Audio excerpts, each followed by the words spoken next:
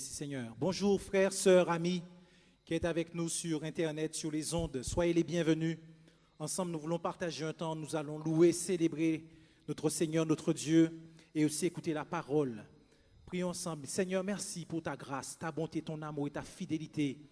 Cette fidélité qui durera toujours. Ta parole dit quand même, nous ne serions pas fidèles. Toi, tu demeures fidèle. Merci. Merci mon Dieu parce que tes grâces, tes bontés encore se sont renouvelées ce jour pour nous. Et nous voulons être reconnaissants au Éternel, venir avec la joie du salut pour t'élever, te célébrer ensemble dans l'assemblée des saints. Et Seigneur, tu t'apporter une offrande. Seigneur, qui te glorifie, qui te réjouit. Lave nos mains, purifie nos cœurs. Et ensemble que nous puissions, Seigneur, nous approcher de toi en toute liberté avec la foi, avec la joie du salut. Que ton nom soit glorifié et béni. Alléluia. Gloire à Dieu. J'entrerai dans ces portes avec la joie dans mon cœur. Je viendrai louer le Seigneur. Je dirai, voici le jour que l'Éternel a fait. Qu'il soit pour nous tous un sujet de joie. Alléluia. Yeah. Oh, oh, oh. Alléluia. J'entrerai dans ces portes avec la joie. Je viendrai louer le Seigneur.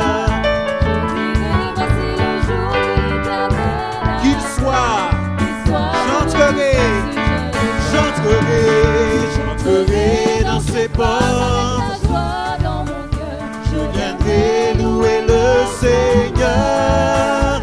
Je dirai, voici le jour que l'Éternel a fait. Qu'il soit pour nous tous un sujet de joie, un sujet de joie, un sujet de joie. Qu'il soit pour nous tous un sujet de joie.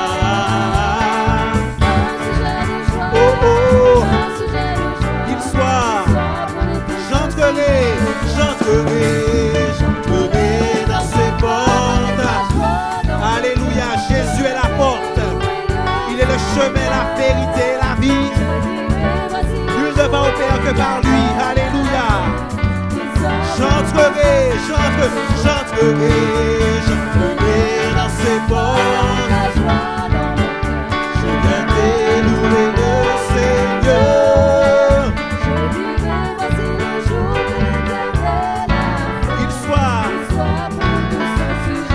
Un sujet de joie, un sujet de joie, un sujet de joie, qu'il soit pour nous tous un sujet de joie. Alléluia, alléluia.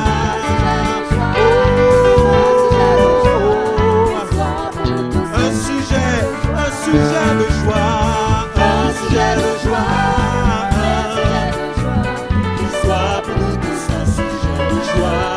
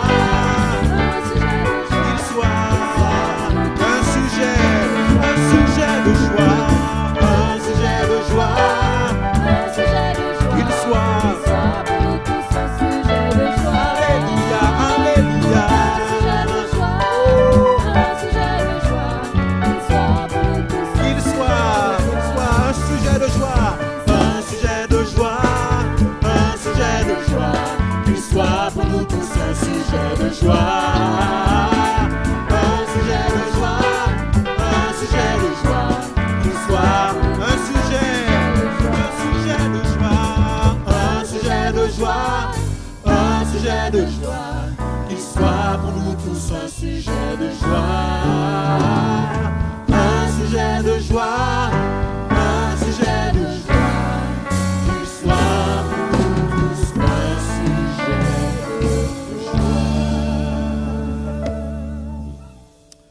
Alléluia. Qui est Dieu si ce n'est l'Éternel? Qui est un rocher si ce n'est notre Dieu? Alléluia.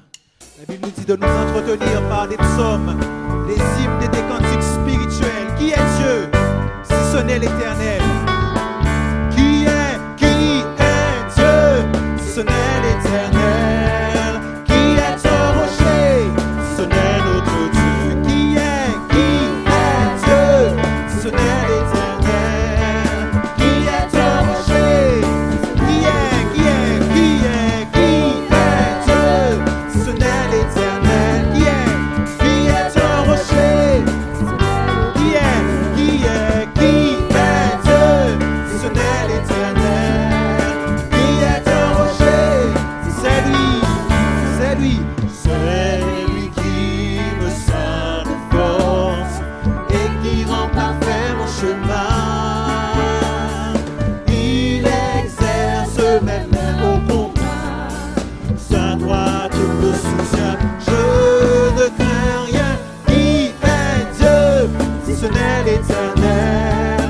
Qui est un rocher? Qui est Dieu? Qui est un rocher? Qui est Dieu si ce n'est l'Éternel? Si ce n'est, c'est lui qui me sert de force et qui rend parfait mon chemin. Il exerce mes mains au combat, sa droite me soutient, je ne crains rien. Qui est Dieu si ce n'est l'Éternel? Qui est un rocher si ce n'est notre Dieu? Qui est si ce n'est l'Éternel? Qui est un rocher? Qui est Dieu si ce n'est l'Éternel? Qui est un rocher si ce n'est notre Dieu? Qui est Dieu si ce n'est l'Éternel? Qui est un rocher si ce n'est notre Dieu? Alléluia. Tu es notre appui.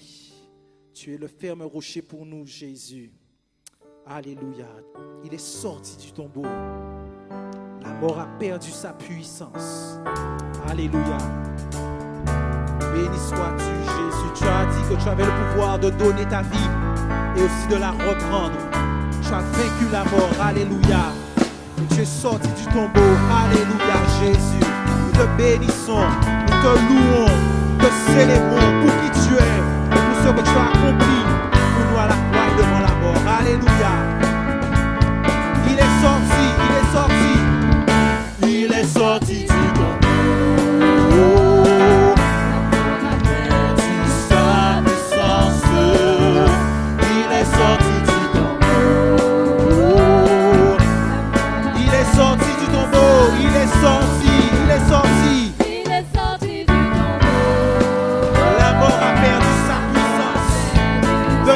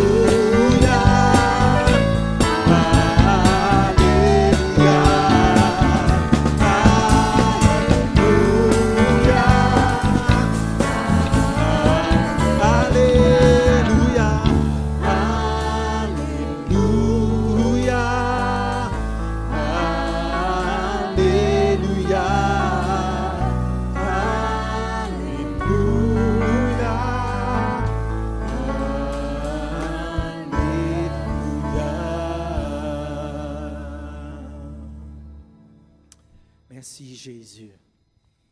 Alléluia. Tu es le centre de nos louanges et de notre adoration, Seigneur. Toi seul, nous voulons célébrer, louer, glorifier, exalter. Tu es le Fils de Dieu, l'agneau de Dieu, celui qui a apparu dans le monde pour détruire les œuvres du diable. Alléluia. Celui qui est venu nous sauver, nous délivrer de la mort du péché. Tu es notre héros et nous te bénissons, Jésus. Alléluia, Jésus.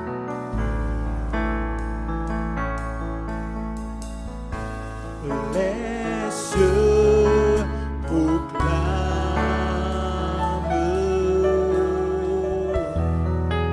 la gloire du ressuscité.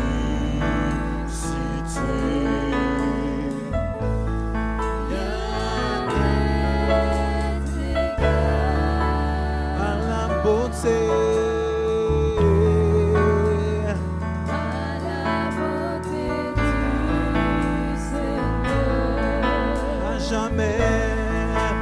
À jamais il sera. Alléluia. L'agneau sur le trône. Je fléchis le genou. Je fléchis le genou pour l'adorer lui seul. Pour l'adorer lui seul. Les cieux proclament, on reprend ça ensemble, les cieux. Les cieux proclament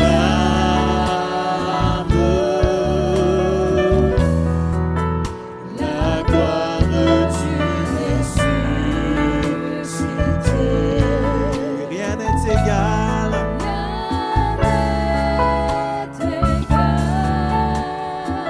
À ta beauté, Jésus, toi le Fils de Dieu.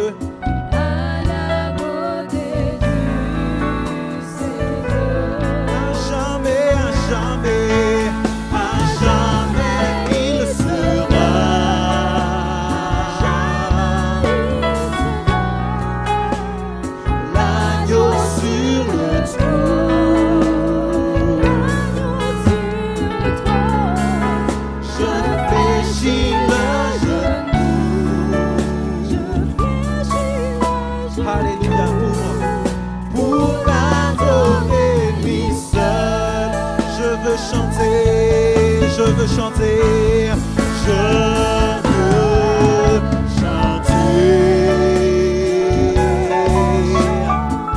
Alléluia Jésus. Alléluia Jésus.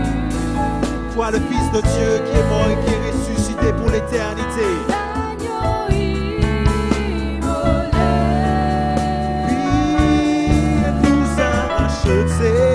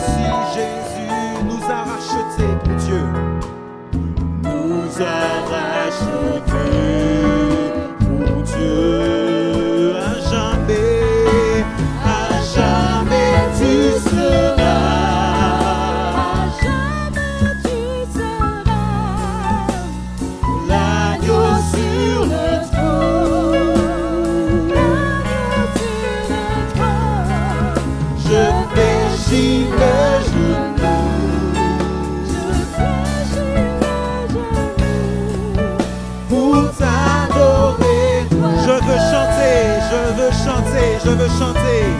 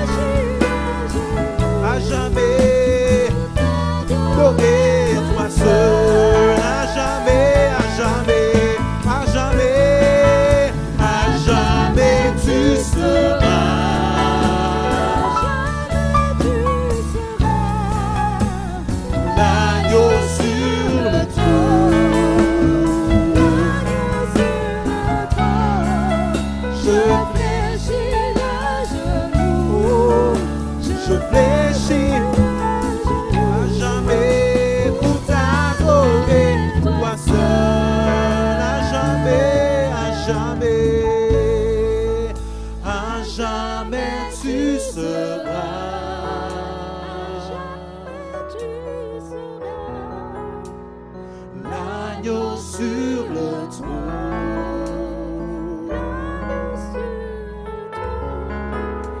Je fléchis le genou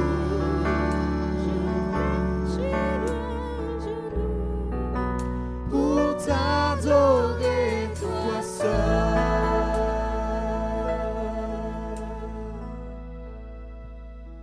Alléluia, Jésus. Alléluia, Jésus. Nous cédons maintenant la place à notre pasteur qui aura la charge de porter le conseil de Dieu.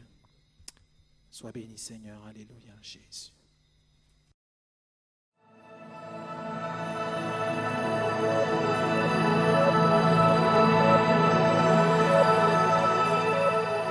Je dis bonjour donc à tous ceux qui sont à l'écoute de ce message au travers donc du site de la Fédération et au travers des ondes de Radio Souffle de Vie et par les moyens que Dieu permettra que vous puissiez entendre ces paroles donc que Dieu ce matin en cet instant a pu mettre sur mon cœur pour partager avec vous. J'aimerais donc encourager l'Église, le peuple de Dieu, à considérer ce que Dieu a fait de lui. La Bible nous dit que l'Église est la colonne et l'appui de la vérité. L'Église est aussi le sel de la terre. L'Église est aussi la lumière du monde. L'Église, le peuple de Dieu, a reçu de Dieu une position qui lui donne une responsabilité, celle de maintenir des valeurs. Et cela, quels que soient les temps ou les circonstances. L'Église est appelée à veiller sur les valeurs que Dieu lui a données afin que jusqu'au bout, elle puisse pleinement jouer son rôle d'appui, de la vérité, de sel et de lumière. J'aimerais m'appuyer ce soir, du moins m'arrêter sur une des valeurs, une des notions qui sont dans la Bible et qui est une notion essentielle, c'est la question de l'amour et l'amour selon Dieu. Je voudrais nous encourager, nous exhorter à considérer quel est aujourd'hui l'état de notre cœur. Est-ce que nous savons, nous continuons à aimer comme Dieu nous a montré qu'il nous a lui-même aimés? Est-ce que nous continuons et nous demeurons fermes dans ce sentiment et cette valeur essentielle que Dieu donc nous a donnée.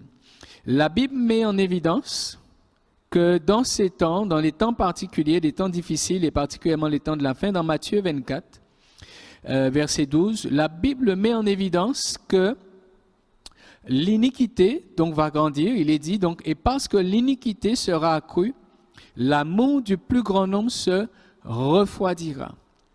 Ce verset nous montre bien qu'il y a des temps particuliers où l'amour va perdre dans sa force, perdre dans sa flamme, dans son engouement, parce qu'il parle de refroidissement.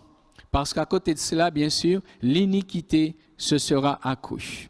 Donc, en lisant ce passage, on a vraiment l'impression que dans les derniers temps, eh bien, il ne se trouvera pas l'amour très peu. Et la flamme de l'amour sera si faible qu'il a été question ici donc de refroidissement. Tandis que dans 1 Corinthiens, un autre texte qui parle aussi de l'amour, 1 Corinthiens 13 et le verset 13, la Bible nous dit ceci. Maintenant donc, ces trois choses demeurent, la foi, l'espérance, l'amour. Mais la plus grande de ces choses, c'est l'amour. En même temps, nous avons considéré Matthieu 24 qui nous dit que l'amour se refroidira. Mais en même temps, dans la même Bible, la parole de Dieu nous dit que doit demeurer l'amour. Parmi ces choses qui doivent demeurer, eh bien, il se trouve l'amour. Et il dit même que c'est la plus grande de ces choses. Donc nous devons nous arrêter un moment pour nous dire, mais où en sommes-nous? Est-ce que nous sommes tombés sous le coup de la fatalité de Matthieu 24? Ou est-ce que nous sommes dans une position de persévérance et d'effort pour maintenir l'amour jusqu'au bout. L'amour, c'est ce qui donne un sens à l'existence. L'amour, c'est ce qui donne du goût et de la force pour mener cette existence, pour vivre. Vous savez, les gens qui sont malades, qui sont couchés, quand ils trouvent autour d'eux des personnes qui les aiment, ça leur donne le goût de vivre. Ils reprennent force, ils reprennent vigueur, parce qu'ils sont entourés par des personnes qui les aiment. La maladie peut être aussi difficile qu'elle soit, mais quand l'amour est là, ça donne du courage, ça donne de la force et ça permet de retrouver de l'espérance. Donc l'amour, c'est vraiment quelque chose d'essentiel dans l'existence de l'homme et particulièrement dans l'Église. J'aimerais voir avec vous quelques passages dans la parole du Seigneur donc, qui mettent en évidence qu'est-ce que l'amour selon Dieu. Puisque tout le monde peut dire « moi j'aime », oui, mais nous avons besoin de nous appuyer sur les Écritures, l'Église, colonne, et appui de la vérité, sur les Écritures pour considérer la manière de Dieu, que Dieu donc décrit l'amour. Nous connaissons ce passage, c'est Jean 3,16, qui met tout de suite en évidence des notions, je dirais, ce que l'amour doit emmener.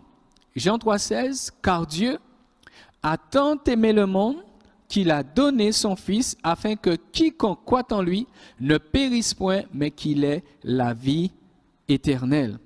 Tout de suite, ce verset donc nous dit que l'amour, c'est quelque chose qui se donne. C'est quelque chose qui se partage. L'amour, c'est quelque chose qui s'exprime.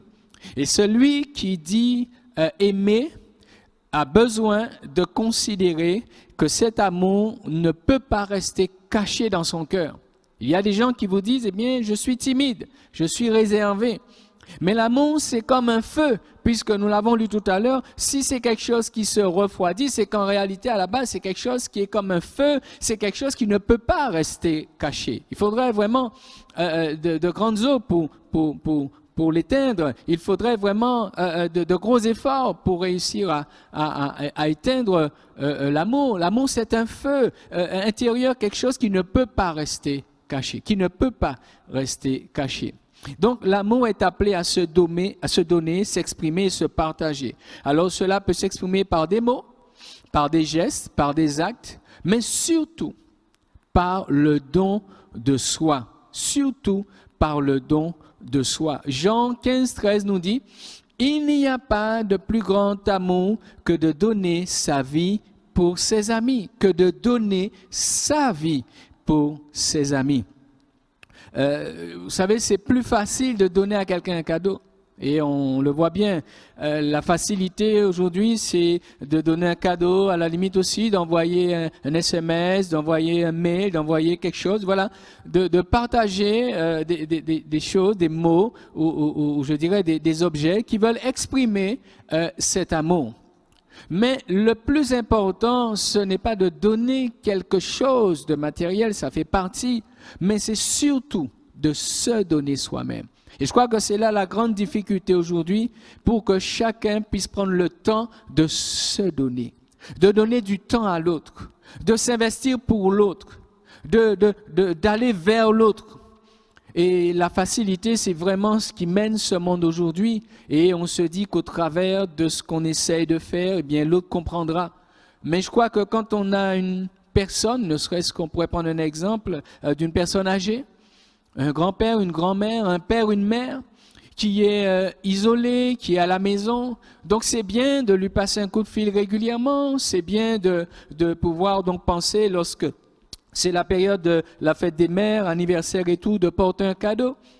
Mais je crois que le meilleur, quand quelqu'un vit seul ou quand les situations sont particulières, le plus beau des cadeaux, c'est soi-même. Le plus beau des cadeaux que l'on puisse faire à quelqu'un, surtout un membre de la famille, surtout à quelqu'un comme un parent qui nous a tant aimés, qui s'est vraiment donné toute une vie pour nous. Et aujourd'hui, il ne faudrait pas que les enfants soient égoïstes. Il ne faudrait pas aujourd'hui que les enfants disent « je n'ai pas le temps ». C'est la grande excuse. C'est la très grande excuse aujourd'hui. Je n'ai pas trop le temps. Alors je vais remplacer ma présence par un présent, par quelques mots, par quelques éléments qui sont plus faciles pour moi. Mais Dieu nous dit dans sa parole que lui, en manifestant l'amour, il l'a exprimé en se donnant lui-même, en se donnant pleinement et entièrement. Un deuxième point qui se trouve toujours dans la parole du Seigneur, c'est dans Luc chapitre 10 et le verset 27. Luc chapitre 10, le verset 27.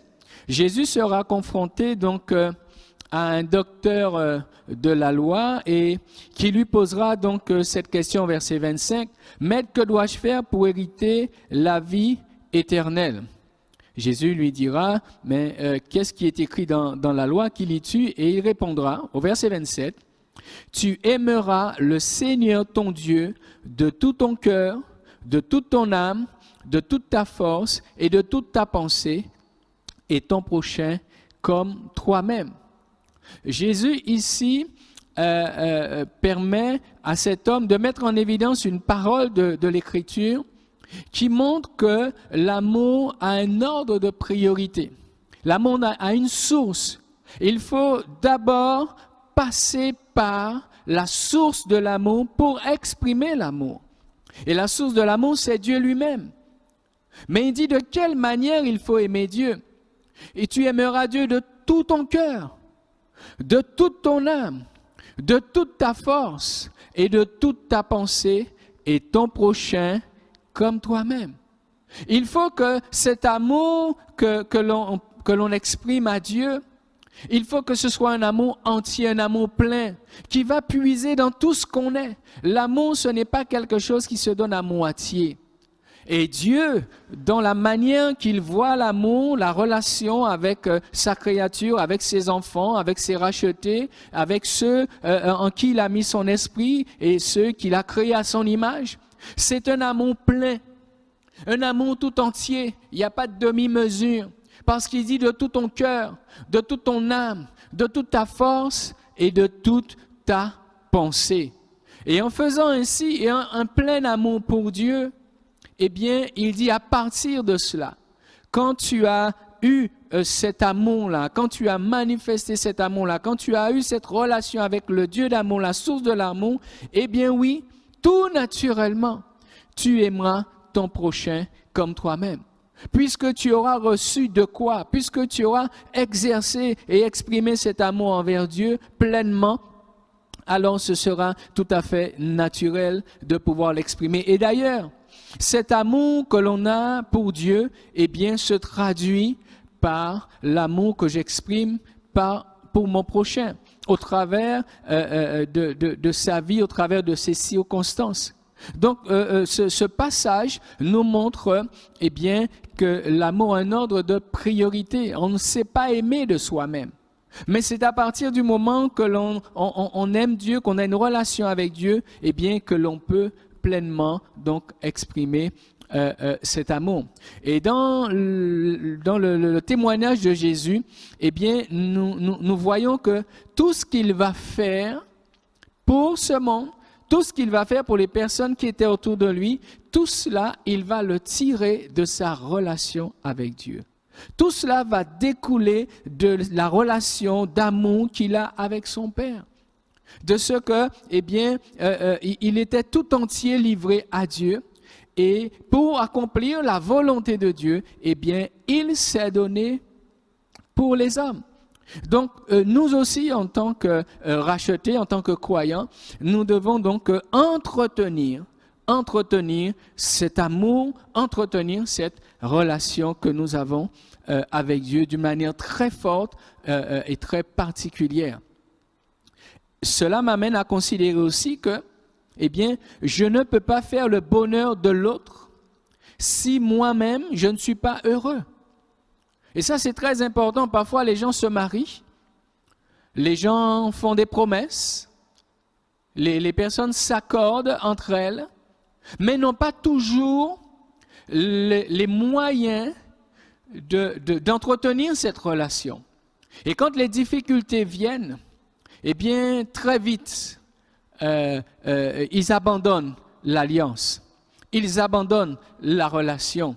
Et ils sont un peu perdus et ne savent plus comment faire. Et pourtant, il y a eu plein de promesses de faire ton bonheur, plein de promesses de dites et de donner, mais on ne peut pas donner ce qu'on n'a pas reçu. On ne peut pas donner ce qu'on n'a pas reçu. Et j'ai besoin, et nous avons besoin de considérer qu'aujourd'hui, plus que jamais, pour continuer à aimer, pour continuer à maintenir l'œuvre de Dieu, le feu de Dieu en moi, eh bien, j'ai besoin de cet amour-là. J'ai besoin d'avoir cette relation pleine et profonde avec Dieu. D'ailleurs, Corinthiens 13:3 nous dit, « Si je n'ai pas l'amour, quel que soit ce que je ferai, cela ne me servira à rien. » Eh bien, j'ai besoin de comprendre et de réaliser ces choses-là. Dans Apocalypse chapitre 2, je vais prendre un autre passage de la Bible pour compléter ce que je suis en train de dire.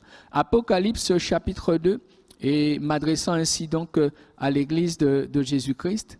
Lorsqu'il est question donc des différentes églises dans le livre de l'Apocalypse, il y a cette église d'Éphèse, chapitre 2, à partir du verset 1er, je vais lire jusqu'au verset 6.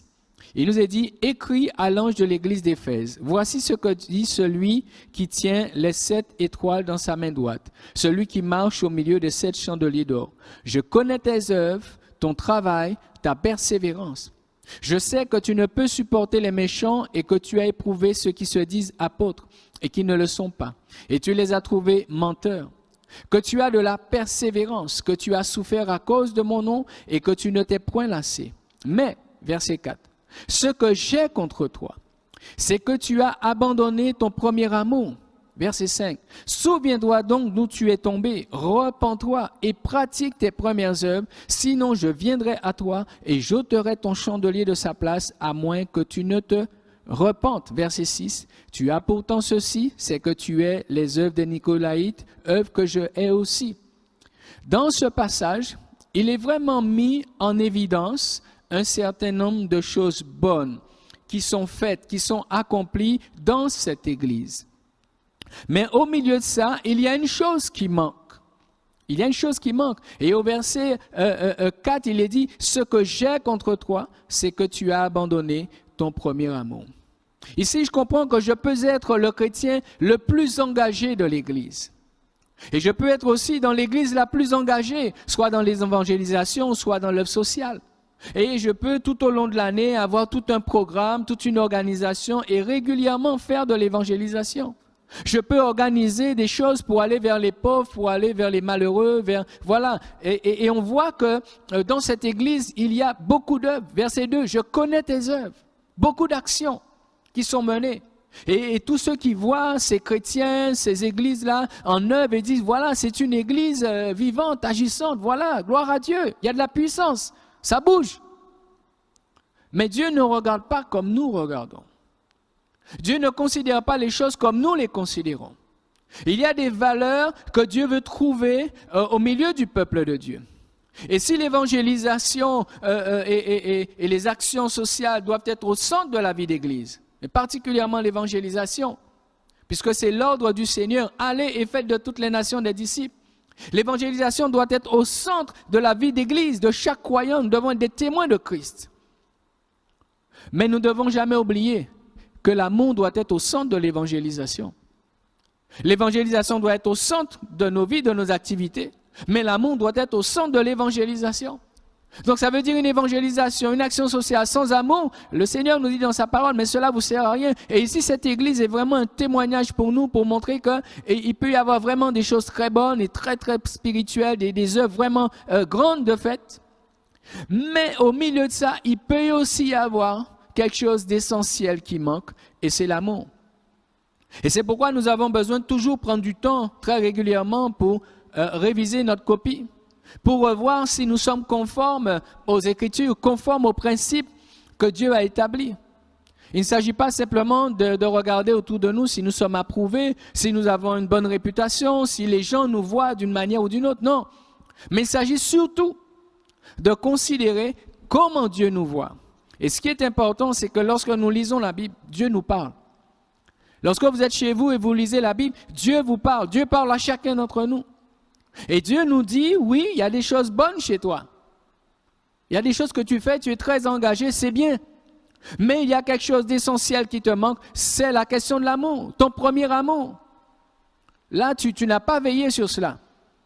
Et donc, au travers de ce message, au travers de ces quelques paroles, Dieu voudrait éveiller, une fois de plus, notre conscience, notre intelligence, et que nous puissions donc prendre le temps de considérer, mais qu'est-ce qui nous motive?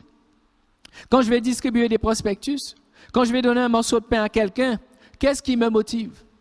Est-ce que simplement j'obéis à l'ordre de Dieu? Dieu a dit d'aller, alors j'y vais, je donne des prospectus, je parle, je dis ce que je connais. Mais quelle est ma motivation? Est-ce que c'est l'amour ma motivation? Ou est-ce que simplement je fais ce qu'on m'a dit de faire, c'est tout?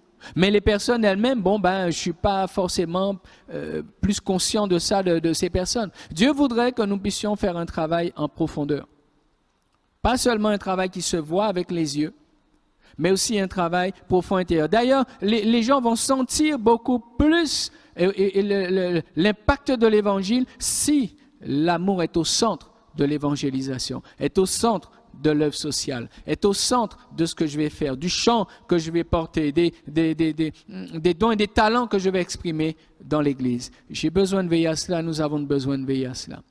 Autre point, pour avancer, si j'aime quelqu'un, je vais faire comme Jésus a fait pour cette personne. Je vais chercher à l'amener, à lui donner le meilleur.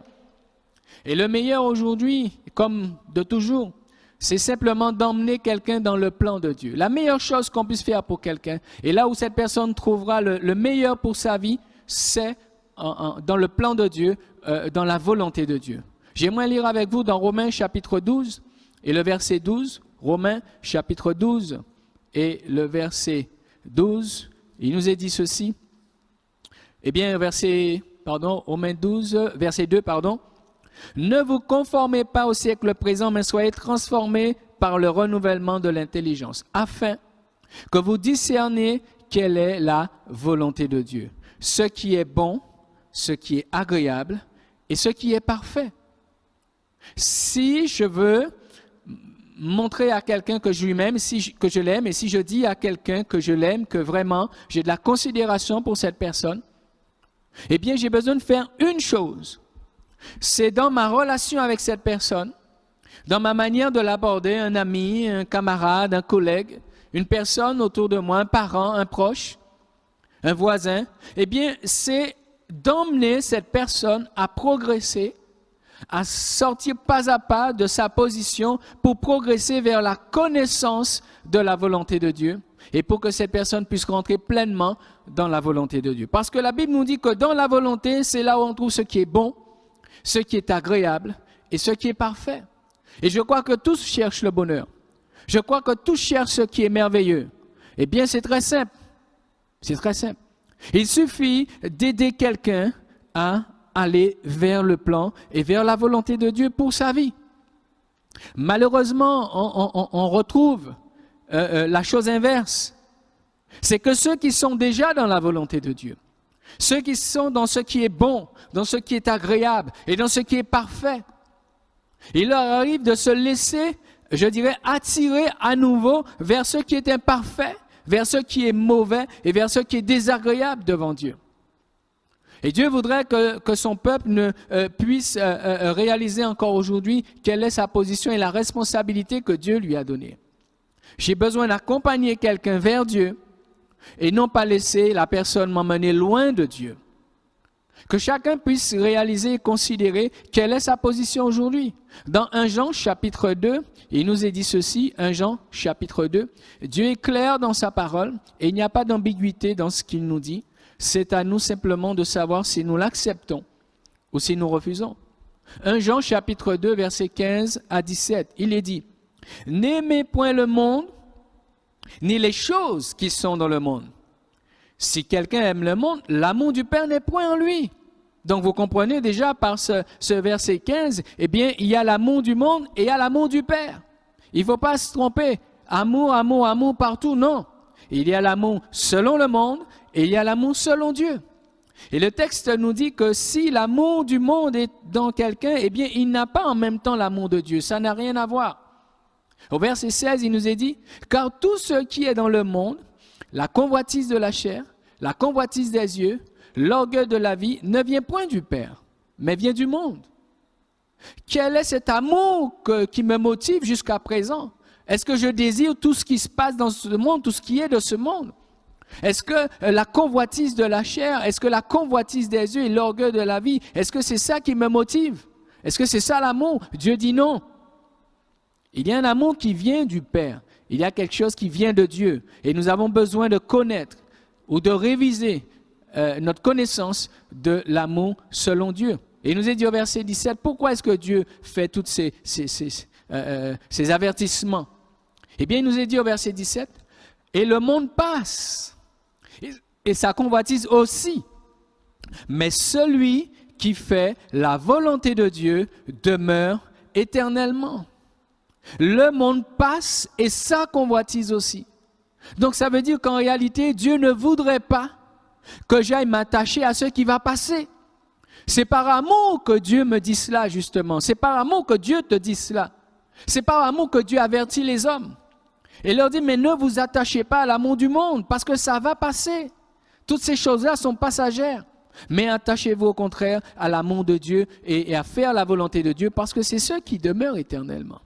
Je crois qu'il n'y a pas besoin de discuter là-dessus. Je crois qu'il n'y a pas besoin de discuter.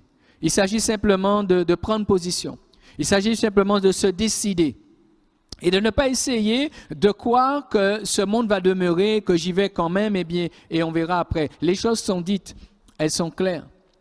Et ce verset nous permet de passer aussi à l'autre point et de montrer que l'amour selon Dieu a des exigences. A des exigences.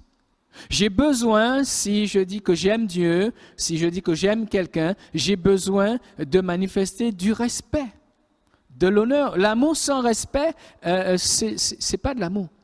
Et dans 2 Corinthiens, voilà ce que Dieu nous dit sur ce sujet. 2 Corinthiens, le chapitre 6, et versets 17 et 18. Et nous lirons aussi le chapitre 7, le verset 1er. Nous lirons donc ces 3 versets.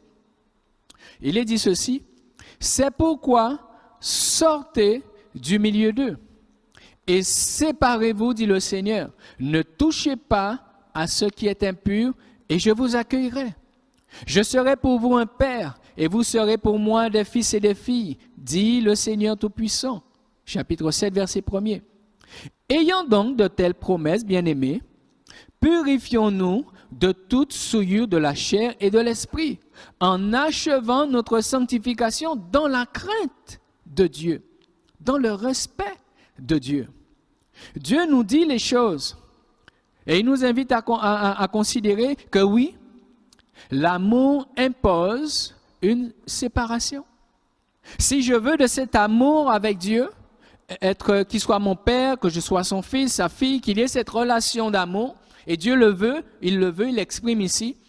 Mais il dit à tous ceux-là qui le veulent, il leur dit, mais il faut que vous vous sépariez. Vous ne pouvez pas continuer à rester attachés aux choses auxquelles vous êtes attachés.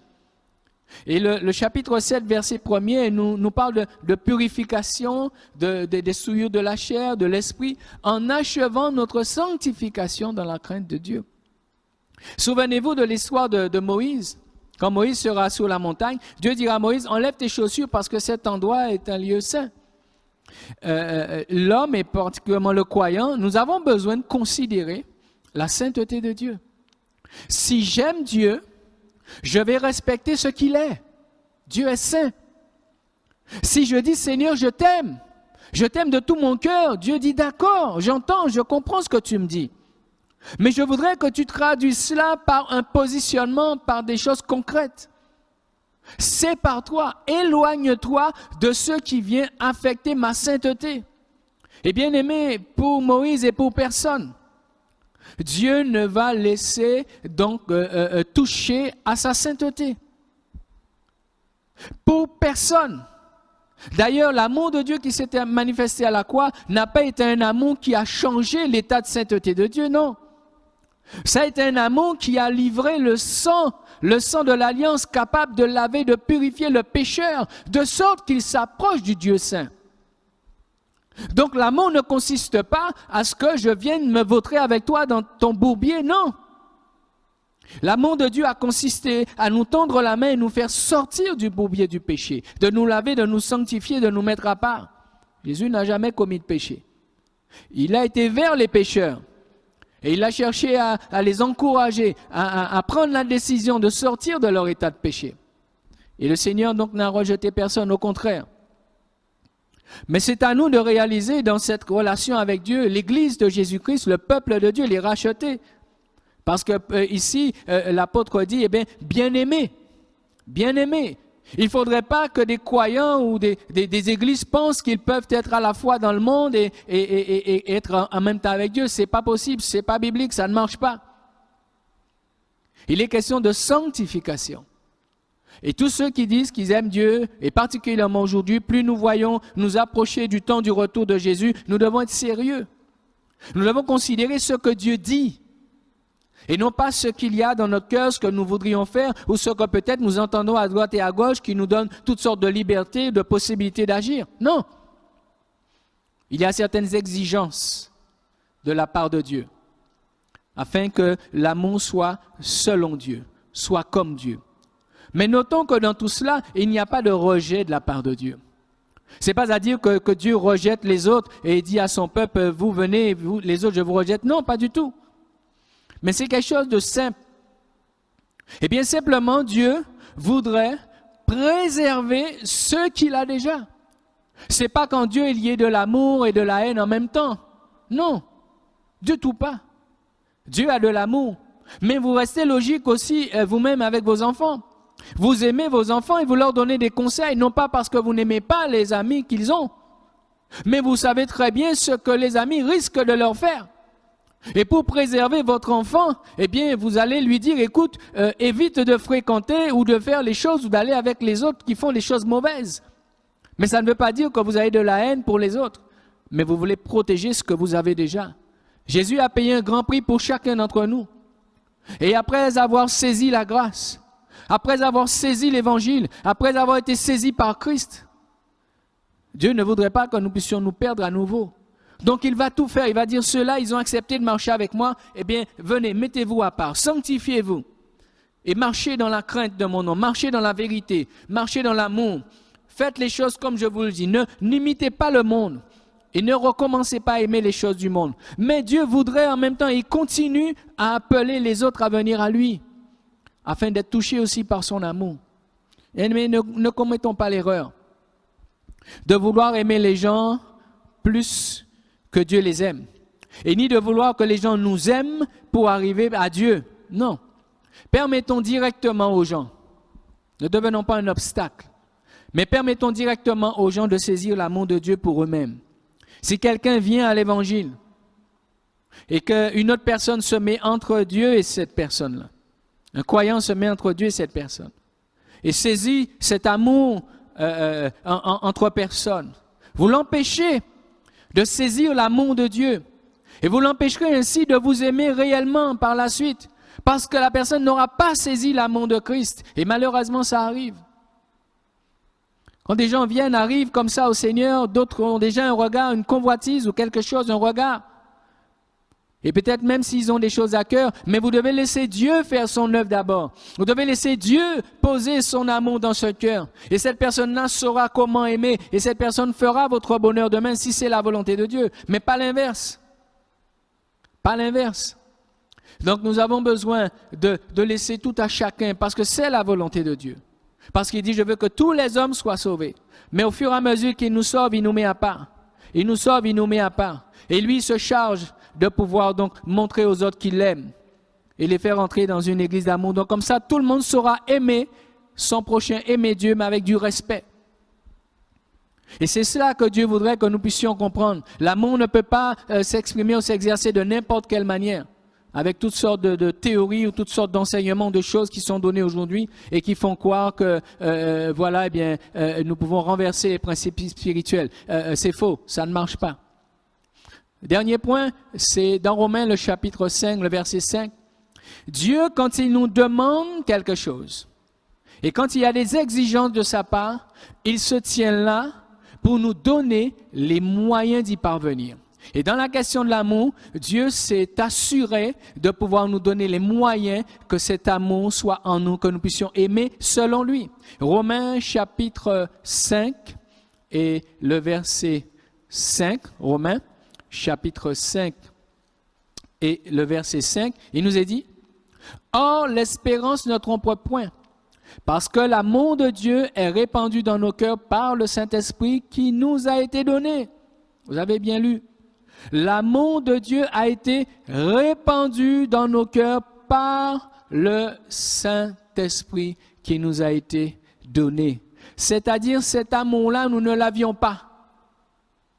Nous ne l'avions pas.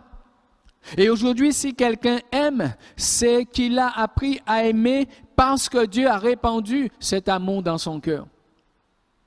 Et lorsque nous nous convertissons, lorsque nous donnons notre cœur au Seigneur, c'est pour cela que la conversion est une chose essentielle.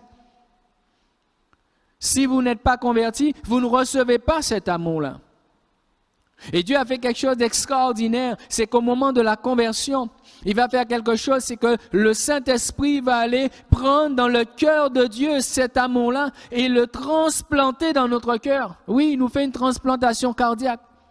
Une transplantation d'amour, il prend de cette vie d'amour qui est en lui et le Saint-Esprit, le Seigneur nous le dit dans sa parole, le répand et le met, il le place dans notre cœur, nous remplit avec. Une forme de téléchargement, comme on emploie ces expressions aujourd'hui.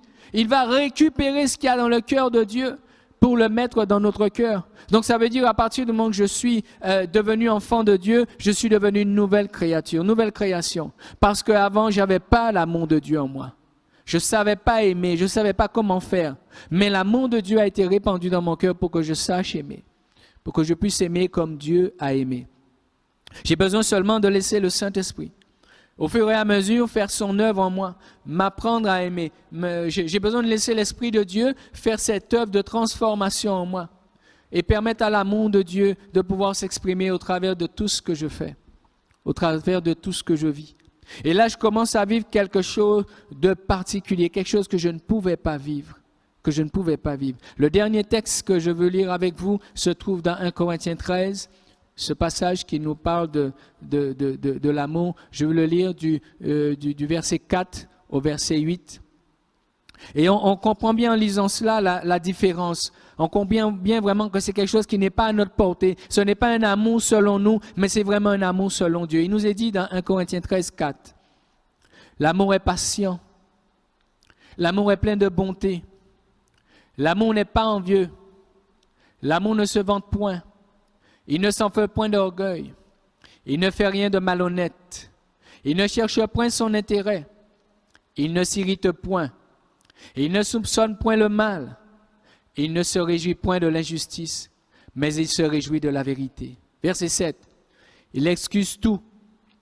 Il croit tout. Il espère tout. Il supporte tout. L'amour ne périt jamais. » C'est surtout, il supporte tout. Et quand quelqu'un connaissant sa vie, vous connaissez votre vie, je connais la mienne. Je crois qu'il n'y a pas d'être humain qui puisse dire, moi je suis capable de tout supporter. Non. Mais Dieu nous dit, cet amour qui a été répandu dans notre cœur nous donne les moyens de supporter tout et de continuer à aimer. Vous avez vu la difficulté justement aujourd'hui, c'est de supporter l'autre. C'est de supporter tout ce que l'autre dit. C'est de supporter tout ce que l'autre fait. De supporter tout ce qui se passe. De supporter vraiment les choses qui m'arrivent. C'est ça la difficulté. Eh bien Dieu me dit que j'ai mis en toi. Dieu te dit, chrétien, peuple de Dieu, Église, que j'ai mis en toi un amour tel que tu as reçu la force et la capacité de supporter tout et d'avoir une réaction différente de celle des autres. Jésus dit dans sa parole, il dit, sans moi, vous ne pouvez rien faire. Et c'est pourquoi que le Seigneur s'est assuré de nous donner tout ce qu'il nous fallait pour que nous puissions y parvenir. Il ne nous manque rien, bien-aimés. Il ne manque rien au peuple de Dieu. Nous sommes enrichis d'un amour et jusqu'à aujourd'hui, même après des années de conversion, nous n'avons pas réussi à puiser, à user de toute cette plénitude d'amour.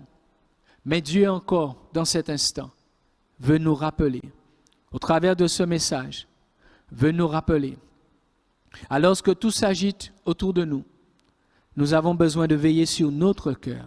Veille sur ton cœur plus que toute autre chose. Notre corps, nous avons besoin de le préserver, faire attention, il y a la maladie, il y a tout cela, bien sûr.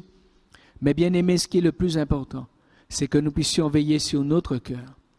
Pour ceux qui ne l'ont pas encore fait, que nous puissions recevoir l'amour de Dieu. Et pour ceux qui l'ont reçu, eh bien laissez se développer cet amour selon Dieu. Matthieu 24, ce n'est pas une fatalité. Ça veut dire que tout le monde ne va pas tomber dedans. Au contraire, c'est un feu, nous avons besoin de donner du bois pour que ça brûle. Et 1 Corinthiens 13, au contraire, nous dit et nous fait savoir que c'est ce que Dieu attend. Lorsqu'il viendra chercher son Église, il faut qu'il trouve la foi, l'espérance et l'amour. Et il nous dit la plus grande de ces choses, c'est l'amour. Que Dieu bénisse encore son Église, que Dieu bénisse son peuple et que Dieu bénisse tout homme et toute femme qui entend cela et qui réalise qu'il a besoin de l'amour de Dieu dans son cœur. Que vraiment le Seigneur répande cet amour avec puissance en vous et que sa gloire soit manifestée au nom de Jésus. Seigneur, que ton nom soit loué, béni et glorifié, exalté. Tu es Dieu en esprit et en vérité. Et tu nous aimes et tu nous as aimés d'un amour si grand, si puissant. Encore aujourd'hui, Seigneur, nous avons du mal à mesurer la grandeur de cet amour. Mais dans ta grande bonté, ô Dieu, jour après jour, tu nous aides, tu nous instruis, tu nous éclaires. Merci de bénir ton Église, merci de bénir ton peuple, merci de bénir ton héritage, merci de bénir chaque homme, chaque femme qui entend et qui reçoit ce message. Merci d'agir par ton esprit, Seigneur, et de répandre ta grâce et ta bienveillance. À ton nom soit toute l'honneur, à ton nom soit toute la gloire, Père, au nom puissant de Jésus. Amen. Que Dieu soit béni. Seul, nous voulons élever, chanter, louer.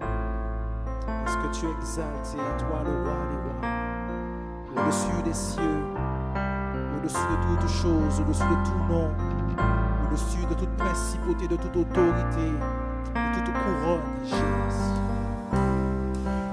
Il est exalté, le roi est au-dessus des cieux. Je veux le louer, il est élevé à jamais, exalté, et je loue son saint nom.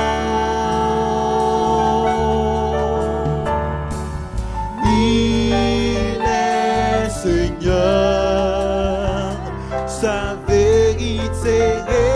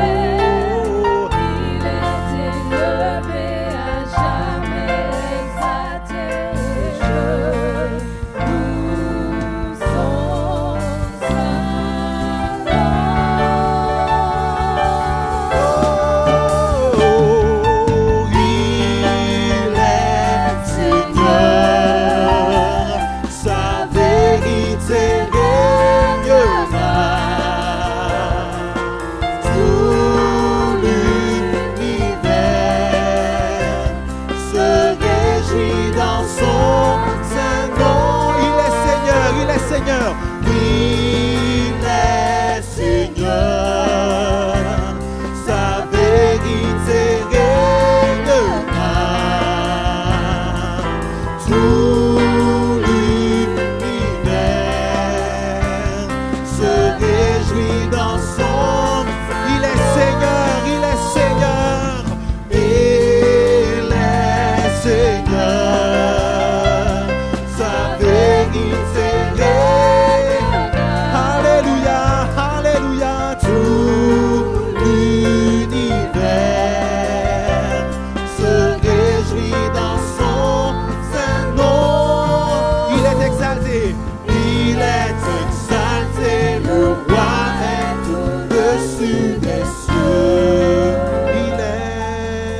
Seigneur. Il est Seigneur. Sa vérité régnera. Tout l'univers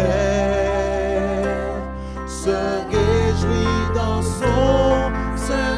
Il est Seigneur, il est Seigneur, il est Seigneur. Sa vérité régnera. Alléluia, Jésus, nous te bénissons. Tout l'univers se réjouit devant ta face, Jésus. Il est Seigneur. Chantons ensemble. Il est Seigneur. Il est Seigneur. Il est Seigneur. Sa vérité